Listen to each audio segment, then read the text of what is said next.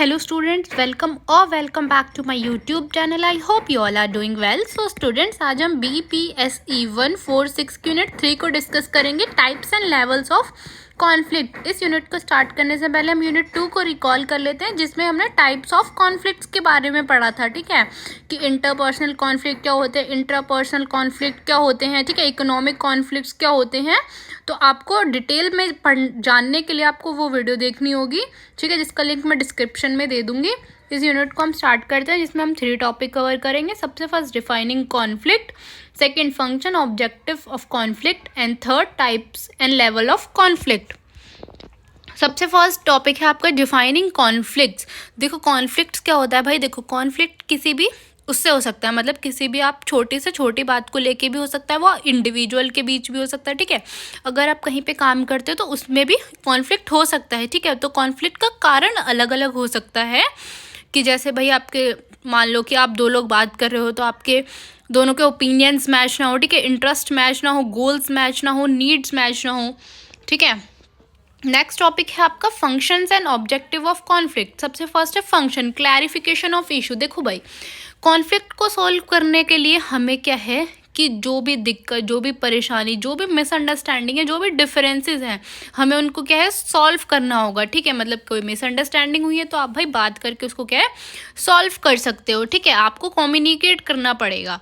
Promoting change and innovation. देखो भाई, कोई भी चेंज आया है, ठीक है, कोई भी नया, हमने कुछ भी नया हमें अडॉप्ट करना है, तो हमें उसके लिए क्या करना पड़ेगा, अपने पॉइंट ऑफ व्यू को चेंज करना पड़ेगा। ठीक है, हमें क्या है कि प्रॉब्लम सॉल्व करने की कैपेबिलिटी होनी चाहिए। ठीक है, हमें अपने नए नए इनोवेटिव आइडियाज़ लाने हैं, जिससे क्या हो कि भाई जो भी आज के टाइम के साथ जो भी चीज़ें हैं वही हों। ठीक है, जब भी क्या है हमारी ऑर्गेनाइजेशन की ग्रोथ होगी। ठीक है, हमें क्या है अपने रिलेशनशिप को स्ट्रॉन्ग बनाना है। ठीक है, जिसमें हमारी म्यूचुअल अंडरस्टैंडिंग हो, ठीक है, हमारा ट्रस्ट हो। अगर भाई ट्रस्ट नहीं होगा, अंडरस्टैंडिंग नहीं होगी, रिस्पेक्ट नहीं होगी, तो वहाँ क्या है कॉन्फ्लिक्ट होंगे। ठीक है, रिसोर्सेज को लेके कॉन्फ्लिक्ट हो सकते हैं, आपके पावर्स को लेके कॉन्फ्लिक्ट हो सकते हैं, कि भाई इसको ज़्यादा रिसोर्सेज मिल गई, हमें कम रिसोर्सेज मिले हैं। नेक्स्ट आपका ऑब्जेक्टिव ऑफ कॉन्फ्लिक्ट। देखो भाई, डिफरेंट ऑब्जेक्टिव्स हो सकते हैं आपके कॉन्फ्लिक्ट को लेके, जैसे गोल्स को लेके हो सकता है, ठीक है, नीड्स को लेके हो सकता है। भाई जब एक स्टेक होल्डर की और एक क्या है जो भी उसके साथ बिजनेस कर रहा है, उन दोनों के ओपिनियंस मैच ना हो, तो इस चीज़ को लेके कॉन्फ्लिक्ट हो सकते हैं।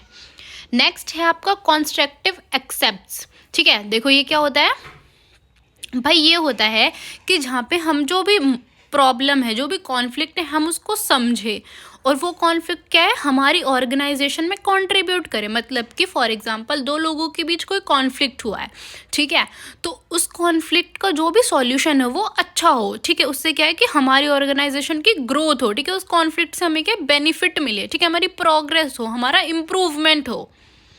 नेक्स्ट टॉपिक है आपका types and level of conflict. देखो भाई, डिफरेंट टाइप्स के कॉन्फ्लिक्ट होते हैं और डिफरेंट लेवल्स पे हो सकते हैं। जैसे कि आपका है interpersonal conflict, intrapersonal conflict, group conflict. इसके बारे में डिटेल में जानने के लिए आपको यूनिट 2 को देखना होगा, मतलब यूनिट 2 को पढ़ना होगा, जिसकी वीडियो का लिंक मैं डिस्क्रिप्शन में दे दूंगी। उसमें मैंने पूरी डिटेल में बताया कि इंट्रा कॉन्फ्लिक्ट क्या होता है, इंटर ग्रुप कॉन्फ्लिक्ट क्या होता है, ठीक है, इंटरपर्सनल कॉन्फ्लिक्ट क्या होता है। ठीक है, तो ये क्या है आपके डिफरेंट लेवल्स पे हो सकते हैं भाई, पर्सनल लेवल पे हो सकता है, ग्रुप में हो सकता है, ऑर्गेनाइजेशन में हो सकता है, ठीक है, इंटरनेशनल हो सकता है, रिलीजन कॉन्फ्लिक्ट हो सकता है। ठीक है, तो देखो टाइप्स में आता है आपका इंट्रापर्सनल कॉन्फ्लिक्ट, इंटरपर्सनल कॉन्फ्लिक्ट, ये दोनों डिफरेंट होते हैं, कास्ट कॉन्फ्लिक्ट, ग्रुप कॉन्फ्लिक्ट। ठीक है, और आपके लेवल्स होते हैं कि भाई ये पर्सनल लेवल पे भी आ सकता है, आइडियोलॉजिकल कॉन्फ्लिक्ट भी हो सकता है, रीजनल कॉन्फ्लिक्ट भी हो सकता है, इंटरनेशनल, नेशनल, बहुत तरह के कॉन्फ्लिक्ट्स होते हैं। नेक्स्ट टॉपिक है आपका क्विंजी-व्रिस क्लासिफिकेशन।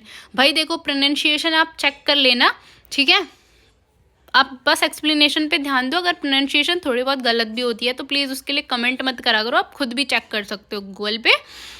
तो देखो आपकी क्विंजी-व्रिस क्लासिफिकेशन क्या होती है, देखो कि भाई हमारा जो भी कॉन्फ्लिक्ट का नेचर है हम उसको समझे, ठीक है, उसके स्कोप को समझे और उसकी डायमेंशंस को समझे। ठीक है, मतलब कि भाई फॉर एग्जांपल जो भी हमारा कॉन्फ्लिक्ट है, हम ये समझे कि सबसे इम्पॉर्टेंट तो कि भाई वो कॉन्फ्लिक्ट हो किस वजह से रहा है। ठीक है। तो इसमें बताया गया है इस क्लासिफिकेशन में कि हम जो है वो उसको कॉन्सेप्ट को समझे एक तरह से कि भाई इसका क्या कारण है, ठीक है, इससे क्या कॉन्सिक्वेंसेस हैं हमारे। नेक्स्ट है आपका अनोटल रेपटो क्लासिफिकेशन। ठीक है भाई, इस कॉन्फ्लिक्ट में बताया गया है कि आप सबसे इम्पॉर्टेंट है उसके नेचर को समझो और ट्राई करो उसको रिसॉल्व करने की, मतलब उसको सॉल्व करने की कोशिश करो। ठीक है, इसमें आपके 3 प्राइमरी टाइप्स ऑफ कॉन्फ्लिक्ट्स बताए गए हैं, जैसे आपकी फाइट है, आपकी गेम्स है, आपकी डिबेट्स हैं। ठीक है, डिबेट्स में क्या होता है, हम आपस में क्या है कि एक चीज़ पे डिस्कस करते हैं, मतलब बहस करते हैं, एक तरह से डिबेट बिठाते हैं हम उस पर।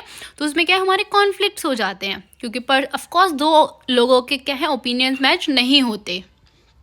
नेक्स्ट है आपका सिंगर्स क्लासिफिकेशन। देखो भाई, इसमें इनने बताया है कि इनने फोकस किया गया है scale and scope of conflict पे। ठीक है, कि भाई किस लेवल पे कॉन्फ्लिक्ट हो रहा है। ठीक है, इंडिविजुअल लेवल पे हो रहा है, स्टेट लेवल पे हो रहा है, या इंटरपर्सनल लेवल पे हो रहा है। नेक्स्ट है आपका होलिस्टिक क्लासिफिकेशन। देखो ये फोकस करता है कि भाई कॉन्फ्लिक्ट का मेन मुद्दा क्या है। ठीक है, उसको हम आइडेंटिफाई करें और उसको हम टाइम के साथ सॉल्व करें। ये नहीं है कि भाई कॉन्फ्लिक्ट हो गया, अब सालों साल तक बस लोगों के मन में उसी बात को लेके मिसअंडरस्टैंडिंग है, नहीं, हमें क्या उसको सॉल्व करना है। नेक्स्ट है आपका स्टैटिक चार्सी क्लासिफिकेशन। देखो इस क्लासिफिकेशन में हमने हाईलाइट किया है structural, economic and social root of conflict को। ठीक है, मतलब कि भाई इकोनॉमिक को लेके कॉन्फ्लिक्ट हो रहा है, स्ट्रक्चर को लेके कॉन्फ्लिक्ट हो रहा है, किस चीज़ को लेके कॉन्फ्लिक्ट हो रहा है। ठीक है, इसमें क्या है, इनने 3 मेन कैटेगरीज में कॉन्फ्लिक्ट को डिवाइड किया है। सबसे फर्स्ट है आपकी economic, second ideology and third है साइकोलॉजी कॉन्फ्लिक्ट। नेक्स्ट है आपका केनेथ बोल्डिंग क्लासिफिकेशन। भाई देखो इसमें बताया गया है कि आपका जो भी मेन दिक्कत है आप उसको उस पर फोकस करो। ठीक है, कि भाई प्रॉब्लम कहाँ आ रही है, कॉन्फ्लिक्ट कहाँ राइज हो रहा है आपका। ठीक है, इसको आप में इसमें इस कॉन्फ्लिक्ट को 3 उसमें डिवाइड किया गया है, 3 नहीं 5 टाइप ऑफ कॉन्फ्लिक्ट में डिवाइड किया गया है, प्राइमेटिक, इंटरनेशनल, टोटल, ऑर्गेनाइज्ड। ठीक है, तो ये आप देख लेना, पढ़ लेना ध्यान से। नेक्स्ट है आपका जोन्स गॉलटिन्स क्लासिफिकेशन डिनाइज। ठीक है, इस कॉन्फ्लिक्ट में इस क्लासिफिकेशन में बताया गया है कि भाई जो भी कॉन्फ्लिक्ट है वो डिफरेंट टाइप, देखो जैसे मैंने आपको बताया कि डिफरेंट टाइप्स के कॉन्फ्लिक्ट्स होते हैं। ठीक है, तो इसमें ये बताया गया है कि कॉन्फ्लिक्ट किस लेवल पे अराइज हो रहा है आपका। ठीक है, जैसे आपका पॉजिटिव है, नेगेटिव है, स्ट्रक्चरल है या कल्चरल है। देखो भाई टाइप्स ना, बहुत टाइप के कॉन्फ्लिक्ट होते हैं आपके। ठीक है, जिसके बारे में पूरी डिटेल हमने यूनिट 2 में डिस्कस करी है, वो आप देख लेना। तो भाई देखो टाइप्स में आपको थोड़ा और एक्सप्लेन कर देती हूँ। जैसे आपका इंटरपर्सनल, इंट्रापर्सनल। ठीक है, इंटरपर्सनल होता है कि 2 इंडिविजुअल्स में हो। ठीक है, इंटरपर्सनल होता है आपका ग्रुप्स में हो। ठीक है, तो वो। नेक्स्ट एंड लास्ट है आपका सैंडोलिस क्लासिफिकेशन। देखो भाई इसका मेन मकसद है इस क्लासिफिकेशन का कि हम कॉन्फ्लिक्ट को समझें, फोकस करें कि हम उसको कैसे सॉल्व कर सकते हैं उस कॉन्फ्लिक्ट को। ठीक है, कॉन्फ्लिक्ट को सॉल्व करो और उससे क्या है अपनी ऑर्गेनाइजेशन को एक फ़ायदा दो। ये नहीं है कि भाई अपना कॉन्फ्लिक्ट हो गया तो ठीक है जी, कॉन्फ्लिक्ट को छोड़ दो, नहीं। इस क्लासिफिकेशन में बताया गया है कि हम कॉन्फ्लिक्ट को समझें, क्यों कॉन्फ्लिक्ट हुआ है, उसका मेन कारण जानें कॉन्फ्लिक्ट का कि भाई क्या कारण है कॉन्फ्लिक्ट होने का। ठीक है, और फिर हम उसको सॉल्व करें। ठीक है, जिससे क्या है कि हमारा जो भी रिलेशनशिप है वो मेंटेन रहेगा। ठीक है, तो भाई देखो प्रोनाउंसिएशन आप चेक कर लेना, बाकी मैंने इसमें सारी चीज़ें बता दी गई हैं कि किस क्लासिफिकेशन में क्या है। ये आपको थोड़ा याद करना पड़ेगा कि भाई हर क्लासिफिकेशन में हमने क्या क्या पढ़ा है। ठीक है, क्योंकि डिफरेंट क्लासिफिकेशन है, तो आप हर स्कॉलर्स ने क्या है कि डिफरेंट अपना ओपिनियन दिया है कॉन्फ्लिक्ट को लेके, तो वो आपको थोड़ा याद करना पड़ेगा। प्रोनाउंसिएशन आप चेक कर लेना, उसके लिए कमेंट मत करना कि मैम प्रोनाउंसिएशन ठीक नहीं है आपकी। ठीक है, वो आप गूगल पे चेक कर सकते हो। एंड आई होप कि आपको यूनिट समझ आई होगी। अगर फिर भी आपको कोई डाउट है तो आप मेरे से कमेंट्स में पूछ सकते हैं। एंड ज़्यादा से ज़्यादा इस वीडियो को शेयर करें ताकि और स्टूडेंट्स की भी हेल्प हो। And thank you for watching.